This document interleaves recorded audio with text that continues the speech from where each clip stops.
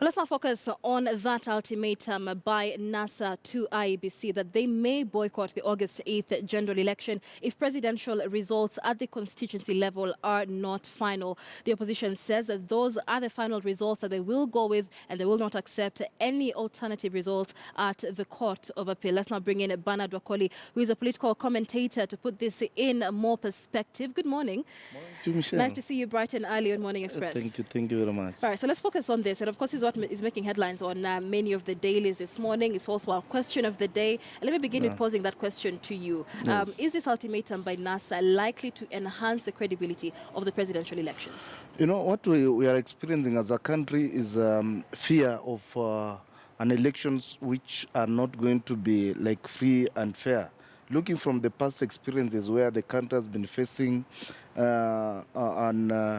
the country has been facing what we call fear of political results. Mm-hmm. Now, we are faced with another elections, and opposition supporters have had this fear that previous elections have been stolen. Mm-hmm. And the stealing of elections happens between the time the votes are counted at the constituency level to the point the returning officer, who is the chairman of the election board, announces the results at the mostly at Bomas, at the central tallying center. So those fears are the ones which are making opposition now think we need to have results announced at the constituency level, because the constitution talks about the election officer. And the returning officer at the constituency level is also an election officer. Right. So we think the opposition has a valid concern, and we just hope that the IBC takes that concern very seriously and have those results that are announced at the constituency level, then when they are made to come to the National Tallying Center, are taken as the true results without any alteration. What is the credibility of this threat by NASA that they may just boycott the election? And what is the argument by those who do not want the presidential results at the constituency level to be final? I don't know why people have this fear that, especially now when you look at the position of the government, it's like the party in government now is the one which is not willing to have the results announced at the tallying center. At the constituency level. And we have had these concerns where when the opposition says A, the government says B in support of the IBC. Right. Look at the parallel tallying system. When you look at the last elections, you realize that Jubilee government had a parallel tallying center at Catholic University, where they were receiving their own results. But now opposition is saying we are also going to have a tallying center, a parallel tallying center. The government is saying no, we can't have a government, we can't have a party, a political player having a parallel tallying center as opposed to that of the election board.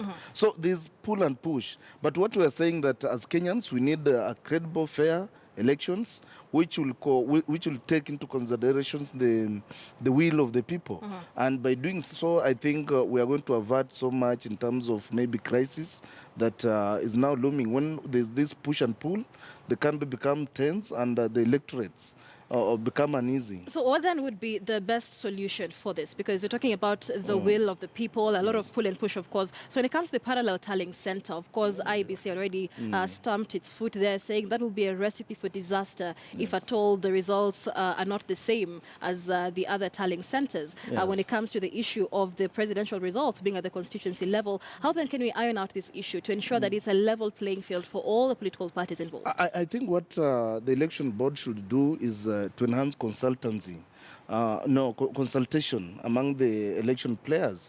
When you look at the opposition and the Jubilee, that's NASA and the Jubilee governments, we need to have these people, big players, come together at a round table and agree on best modalities for the better of this country. Because if you have the opposition and the government pulling each side, and we have a referee there, and one player seems to be supporting the referee, then the other player thinks the referee will not be free and fair. So we need this antagonist political players to come together with the election board and lay down strategies on how they are going to enhance these elections. Right. I mean, are we likely to see a situation where both the opposition and, the ruling administration and the ruling government are really happy with the IEBC? Because it's always been the opposition is happy, the government isn't, the government is happy, the opposition isn't. So are we likely to get to that situation? Because it's important to get there before the election, before. I know, but what we are thinking is, as we approach the elections, of course there will be so much tension between the election players. So everybody will be watching on the other party's shoulders to see what is doing, and So as we approach the elections, we expect so much tension from the players. And as I've said, what the IBC can do best is to have these political players come together at a round table and agree, this is what we are going to do, A, B, C, D, and let all the political players follow the rules of the game. Because if the rules of the game are not followed, then it's a recipe for chaos. All right. So let's focus more on the NASA rally in Nakuru yesterday. There was a hunt for about 4.6 million registered voters in the region. And of course, this is where Jubilee's journey began in 2013 with Uhuru and Ruto coming together. But what are NASA's chances in Nakuru? Nakuru generally is a cosmopolitan county. We have so many communities residing in Nakuru County. And as I've said on many occasions, Kenyan politics generally has not matured to a level where you will talk about your policies, ideologies, and manifestos, and people vote for you. People are mobilized along ethnic and personality syndrome. Who is there? Who is and my tribe? So NASA is trying to look at the composition of Nakuru and look at it that we have Luos, we have Luyas, we have Kisis within that cosmopolitan area, and they want to ensure that all these votes come to the NASA basket. Right. When you look at the last parliament, ODM had a parliamentary, a member of parliament from Nakuru. So we are trying to look at it in such a way that if NASA gets all the votes from its perceived ethnic blocks within Nakuru, then it will give them a head start. Right. And of course, the four core principles, or the five core principles have positioned themselves in a way that they say signals inclusivity because they come from different regions. But let's focus on the Kalonzo factor for a moment, just before we wind up, because now we have a lot of issues in the Ukambani region, and the fact that Johnston Muthama now says that he supports NASA, but he does not support Wiper. A lot of fear that might strip off several votes from Kalonzo's backyard, or the votes that Kalonzo would be bringing into NASA. Is this a reason for NASA to worry? Not really, because when you look at Kalonzo's stability in the lower eastern, you realize that Kalonzo is still strong, despite the fact that you have had parties like Maendeleo Chap coming on board and saying that they will be supporting the incumbent government of Uhuru Kenyatta. But that should not really be a cause for alarm in terms of mobilization, the Kamba mobilization. Here we are talking about the Kamba nation, because Kalonzo has been their supremo, he has been determining their political cause for quite long now. Right. And we have had people like Ngilu coming on board and, just sliding back. And I don't think if Kalonzo would lose so much in Ukambani. Having said that, we can't also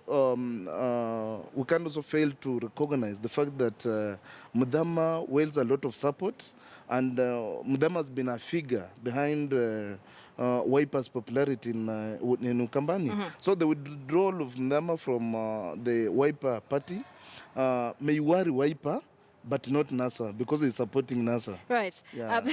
That's very interesting. Just taking a look at the paper today on page 8, of course, focusing on that NASA rally in the region. And the core principles here are saying that they have a command of more than 10 million votes within the opposition strongholds, and within their own strongholds, but it's still making inroads into the Rift Valley region. This is some of the things that they were mentioning in Nakuru yesterday. So let's talk about that Rift Valley factor. Of course, the entrance of Isaac Ruto also putting a lot of stakes there. But looking at it now, how is this likely to play out?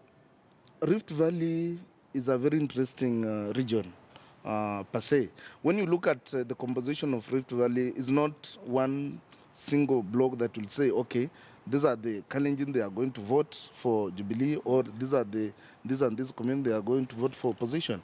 But the opposition is calculating in terms of looking at the vote that Ruto, Isaac Ruto, is going to bring on board from the larger Kipsigis community, and also calculating the number for other communities from perceived NASA stronghold, like the Kisis, Luyas, and many other communities that reside in Rift Valley.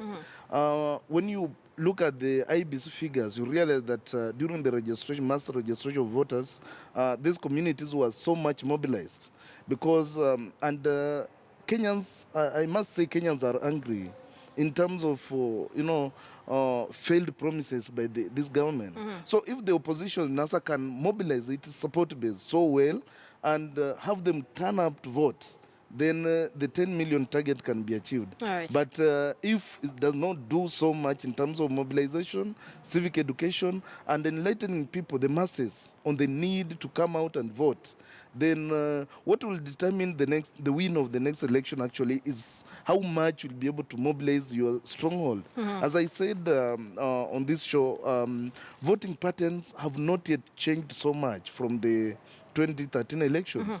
And as things stand, it's who will mobilize more people to turn out to vote.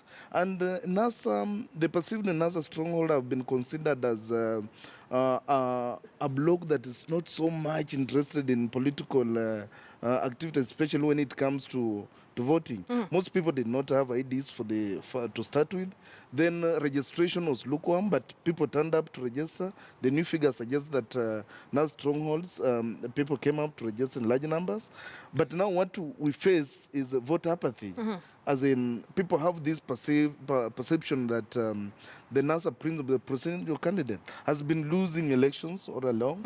So which miracle is he going to use this time around to ensure that he wins? And is a strategy that NASA is also using, because they're seemingly riding on Jubilee's failures as their campaigns in their rallies that they have. Is this a strategy that's likely to make sure that all those who show up in those rallies actually cast a ballot in their favor? Yeah, that could be a strategy, because when you look at these year's elections, we don't have a very serious clarion call, like something the opposition is going, or the government is going to tag on to mobilize its supporters. So like when you look at the last elections, the Jubilee government dwelled so much on the ICC issue and said it's the opposition that want us jailed.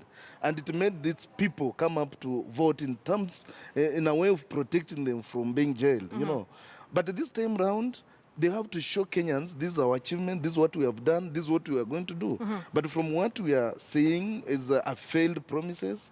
There are no laptops in primary schools. There's so much. Kenya's economy has really gone bad. Right. And there's so many things that the opposition can hang on to pin this government down, if only we come up with a proper strategy to ensure that things work.